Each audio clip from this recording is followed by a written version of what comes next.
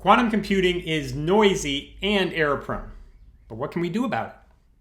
Let's talk today about a technique called quantum error correction, how it works, and some recent promising innovations in that space. Now, in classical computing, to correct for an error in a classical bit, you might add on 2 or 3 additional bits to be able to accurately read that bit. We use the same approach in quantum computing.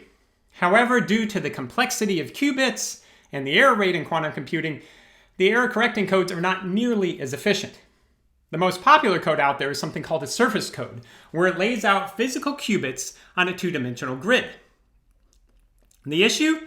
It could require as many as 100 physical qubits just to represent one logical qubit.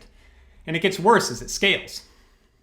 My colleagues at IBM have taken their error correcting code to another dimension, literally, using a 3D shape called a torus, which I will represent by this donut.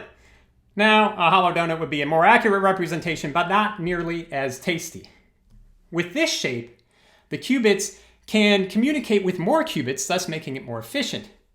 They call this error correcting code a gross code, not because it's disgusting, after all, we're talking about donuts, but because it uses a dozen physical qubits, 144, that's a gross, times that by 2, 288 physical qubits to store 12 logical qubits, with up to as many as 12 errors detected.